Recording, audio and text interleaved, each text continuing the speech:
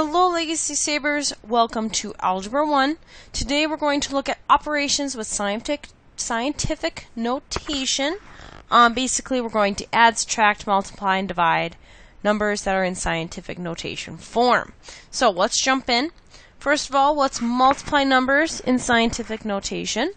What you're going to first do, you're going to multiply the front numbers, or what we call the coefficients, right? Now, then you're going to, since we're multiplying like bases, you're going to add the exponents on the tens together. We're going to combine those results and write in scientific notation, and sometimes the answer of the two numbers multiplied in the front, we're going to need to put that in proper form. So we're actually going to have to re-put it into scientific notation. So let's try it a couple times here. So I got 6.0 times 10 to the fourth, and multiplied by 2.5 times 10 to the second. So what I want to do here is multiply the first two numbers together. So 6.0 times 2.5, that is 15. And then times 10. Now, when we multiplied like bases in our exponents, remember we added them. So we're going to get 10 to the sixth, because 4 plus 2. Now notice, I have 15. Can't have 15 though, right? So let's change that into scientific notation. So I'm going to move one decimal point to the left. So I'm going to be 1.5 times 10. Now, think of it. I moved one to the left. Ultimately, I have to add on an extra move that normally wasn't there, right? So now I'm going to be 1.5 times 10 to the seventh power, because ultimately I'm going to have to move it once. That would be get to 6, and I'd be back to where I started. Let's try another one. So I got 2.0 times 2.0 times 10 to the negative 4 times 4.0 times 10 to the seventh. So let's multiply our numbers. 2.0 times 4.0, well, that's 2 times 4, right? So I got 8.0 times 10 to the add negative 4 plus 7, 3. Now, imagine writing 4.0 times 10 to the seventh. That would have been a lot of zeros. What about dividing? So what you're going to first do, you're going to divide the front numbers. Numbers in the front, you're going to divide them. And then you're going to subtract the powers together on the tens, because we're dividing like bases. So you're going to basically subtract. Because remember, if we had x over 5 divided by x over 2, we made that x over 3. X to the third, excuse me. Combine those results and write in scientific notation, and then you're going to need to possibly put it in proper form if it does not turn out nice to begin with. So let's try a couple. So I got 5.4 times 10 to the sixth divided by 9.0 times 10 to the second. So let's first divide our first numbers. 5.4 divided by 9.0 is 0.6. Okay, times 10 to the 6 minus 2. That's 4, right? 6 minus 2. Now notice, guys, this is not in form. This is not in the nice form yet. So I'm going to have to move 1 to the right to get that to move. Correct? So I'm going to be 6.0 times. Now, imagine, guys, I did move 1. So I need to move, ultimately, to get back to that, I'm going to have to move to the left. So I am going to have to drop the power on the 10, because I did move 1 bigger. So now, to get smaller, I am going to have to move back to the left 1. So I need to say I already moved 1, so I'm going to drop my power on my 10. Now let's try another one. Let's divide our numbers. 4.16 divided by 5.2 is 0.8. And then I got 10 to the negative 9 minus a negative 5. Now remember, negatives, basically they flipped us around. So if you would imagine what this is going to look like, I would have times 10 to the negative 9 over 5.2 times 10 to the negative 5. Remember, these would kind of flip around, right? I'll get 10 to the 5th up here over 10 to the 9th. and we would have subtracted and we would have gotten 4 on the bottom. Well, that's the same thing as getting a negative 4. Well, negative 9 plus 5, because I got a double negative, right? I would get negative 4 for my answer.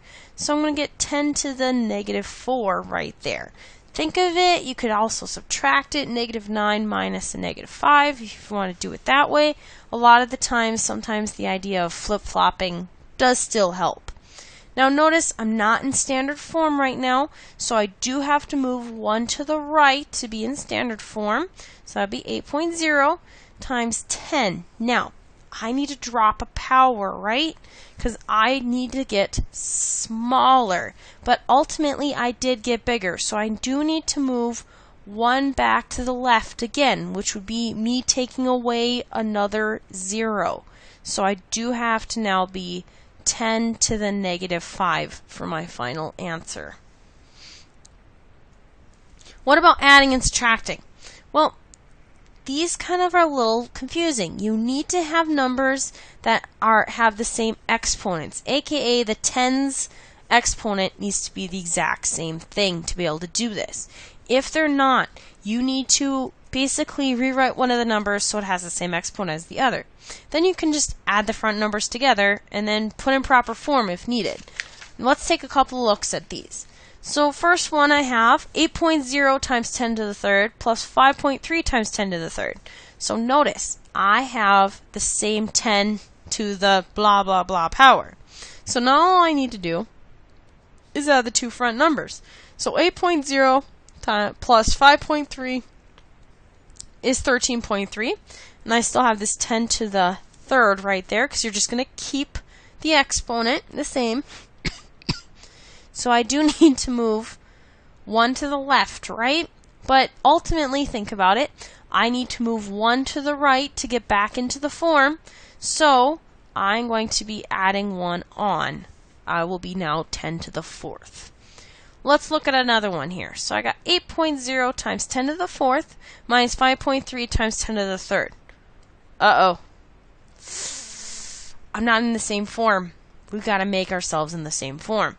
So, think about it. If this is 10 to the fourth, that's telling me to move my decimal place 4 times, right? Well, if I move it just once on this number, I would be down to 3 points. 3 moves, right?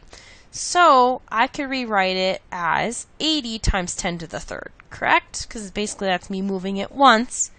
So now I can actually do what I wanted to my numbers, because now I have 10 to the third on both sides.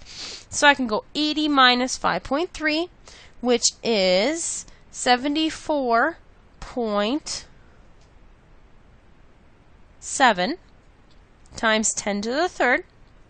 Notice, not in proper form, so we do need to move 1 to the left to get to proper form. So I'm going to be 7.47 times 10 to the fourth, because I have to add on 1 because I moved to the left. Let's try 2 more. So I got 6.5 times 10 to the third plus 2.52 times 10 to the sixth. So very first thing, I need one of these to be the same. Let's make this guy fit this guy. So I need this to drop 3, right? So it matches. So I'm going to move 3 times. 1, 2, 3. So this is now going to become 2520 times 10 to the third. Let's add my front numbers together now. So I'm going to be 2526.5, right? Times 10 to the third. There's a lot of numbers here. Got to have it between the first 2 numbers. So how many times? It's going to take me 1, 2, 3 times to move my decimal, right? 2, 6, 5 times 10 to the, since it took me 3, it's going to be 10 to the 6th, right? Let's try another one. Last one. Oh, they're not matching. So let's get this guy to match here. Let's move this one twice. So then this is going to drop down to 2, right? Nope. 2, 5 times 10 to the second.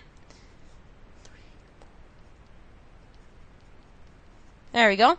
So now I can subtract my numbers from each other, and I'm going to get a negative 2.21544 times 10 to the second. Oh, I forgot my decimal point. Should be right here. There we go. Let's move it. So I got to move 1, 2.